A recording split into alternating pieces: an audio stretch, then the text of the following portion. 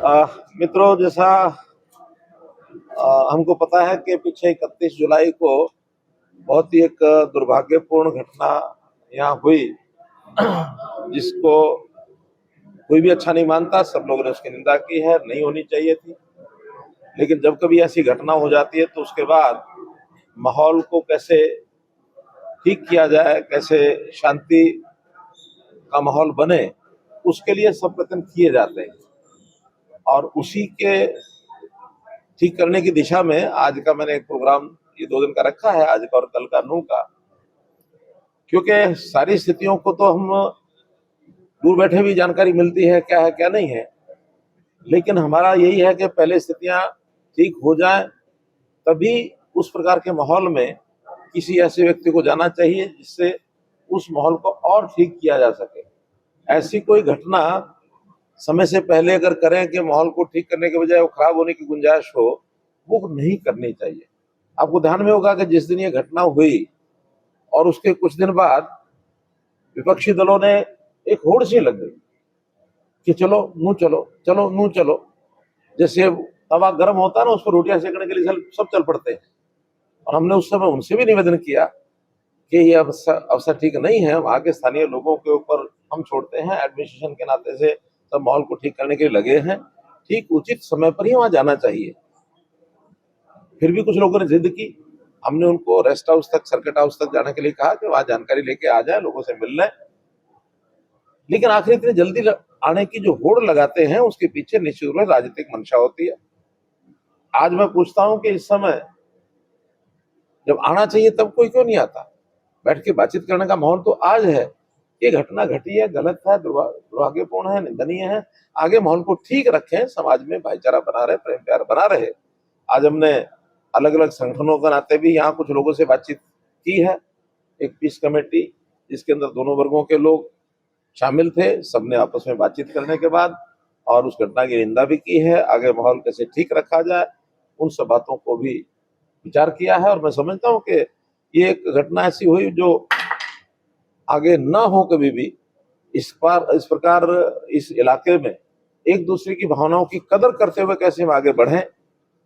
हर समाज अपने अपने धार्मिक कार्यक्रम करे, उत्सव करे, यात्राएं निकाले, चाहे वो हिंदू समाज के हैं, चाहे मुस्लिम समाज के हैं, चाहे सिख समाज, हालांकि बहुत कम है, ज्यादा नहीं है, लेकिन किसी भी समाज का कोई धार्मिक कार्यक्रम हो, उसके अंदर हम उसके में सहयोगी बने, अच्छी बात है। लेकिन किसी का विरोध करने की बात ये कभी ना की जाए। कोई यात्रा निकाले, जितनी मर्जी निकाले, बड़ी निकाले, छोटी निकाले। रमजान का महीना होता है, नवरात्रों के दिन होते हैं, कभी शिव यात्रा, यानी ये यात्रा निकलेगी, जैसा साउंड की यात्रा निकालने का कार्यक्रम बना। कई मान लो मुसलमानों की कोई यात्रा निकलती है या कुछ भी है, उसमें एक दूसरे का सहयोग करने का मानस बनना चाहिए। आखिर तो हम एक हैं, और एक होने के नाते इस देश के सब लोग मिलकर के चले। और मुख्य बात यह है कि राष्ट्रीय भाव, देश का भाव, देशभक्ति का भाव, ये सबके मन में आना चाहिए। धार्मिक पूजा पद्धति, इबादत, पाठ किसी प्रकार से करो, लेकिन हमारा समाज एक है, देश एक है। और ये बहुत लंबी लड़ाई के बाद हम लोगों ने इसको कायम किया है।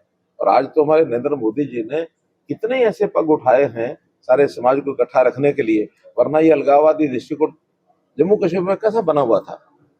धारा 370 खत्म की, अब सारा बढ़िया चल रहा है, किसी को तकलीफ नहीं है, सब लोग खुश हैं, प्रसन्न हैं। अलगाववाद को दूर करने के लिए ही ये जो धारा 370 इसलिए बनी हुई थी ना, अब उसको ठीक किया सारा। यहाँ भी क्योंकि यही एक समाज ऐसा है, जब देश का विभाजन हुआ तो इन लोगों ने यहाँ से पाकिस्तान जाने के लिए मना कर दिया। मेवाती हसन खां, उनके यानी बलिदान उन्होंने देश के लिए दिया, तो बलिदानी इस नाते से कहलाए वो। तो चाहे वो किसी भी समाज के लोग हों, देशभक्ति का भाव ये जरूर जागे, सब मिलकर के रहे, शांति कायम रहे। बाकी छोटे मोटे नियमावली है, उसका जो पैरामीटर्स हैं उसके हिसाब से उनको, उनकी पत्नी को उनका शहीद का सर्टिफिकेट आने की इंतजार थी, वो शायद आ गया होगा। वो कह रहे आ गया है, तो जैसे ही हमको मिल जाता है उसके बाद उनके परिवार की आर्थिक सहायता, और उससे उनके परिवार में जैसे शहीद की पत्नी की नौकरी की बात है वो भी करेंगे। एक वहाँ सड़क की बात उन्होंने बताई है, और सड़क का नामकरण भी उस अमर शहीद के नाम से रखा जाएगा। तो इस प्रकार से शहीदों का सम्मान, शहीदों का एक अमरता उनकी बनी रहे, सब याद रहे, तो इस नाते से किया जाता है। देश के लिए बलिदान हुए, हमारे लिए गौरव की बात है।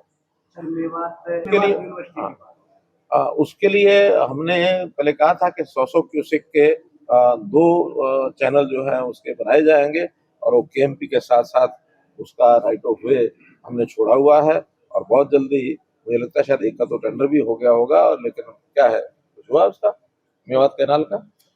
हाँ, तो उसके दोनों जो पाइपलाइन के माध्यम से कहीं कहीं ओपन होगा, कहीं कहीं पाइपलाइन के माध्यम से होगा, वो पानी जो है निश्चित रूप से जो हथनीकुंड डैम से चल करके मेवात तक पहुंचेगा, वो हमारी जो बात है वो कायम है, उसको पूरा करेंगे।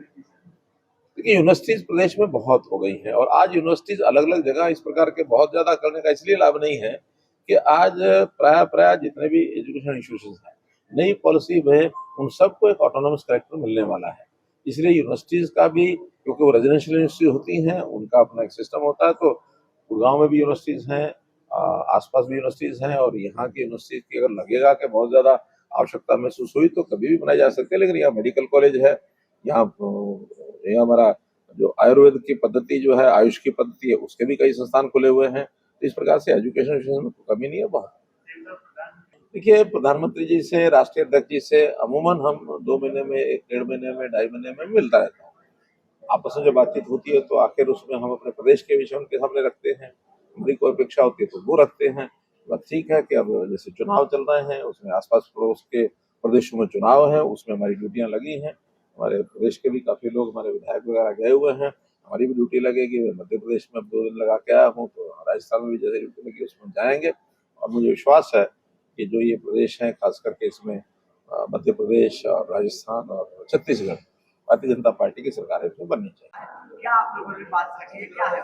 देखिए पीस कमेटी की जो मीटिंग बुलाई सीएम साहब ने, बहुत बहुत खुशी, लेकिन सबके लिए यही कि हमारे भाईचारा, अमन, शांति बनी रहे, सलामती रहे, वही उनका पैगाम था, वही हमारा पैगाम है।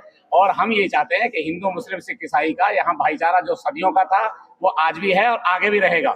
यहाँ हमारे इलाके में हिंदू मुस्लिम का झगड़ा नहीं है। अगर किसी ने झगड़ा किया है तो हमने अब भी बात कही है, फिर दोहरा रहे हैं, वो चैलेंजबाजों की चैलेंजी का झगड़ा था। आम हिंदू मुस्लिम का कोई झगड़ा नहीं था, शहर में ना गांव में, किसी कस्बे में। उसकी अमन की बात है, अमन की कोशिश हमने पहले की है, अब भी करेंगे, आगे भी करेंगे। और हम जायज में हमेशा अमन के साथ में रहें, प्रशासन के साथ रहें। ना जायज में निर्दोषों को जो पकड़ा गया हम उसमें कभी तारीफ नहीं कर सकते। आगे हम अमन की बात करते हैं, दोषियों को सजा मिले, निर्दोषों को छेड़ा ना जाए, बस हम इसी का। और सीएम साहब भी हमें आश्वासन दे गए, हमने भी आश्वासन दिया, इंशाअल्लाह इलाके में अमन रहे। अमन के अलावा नहीं रखी इस वक्त में, अमन के बाद में कोई, अमन के अलावा कुछ डिमांड नहीं रखी। अमन अमन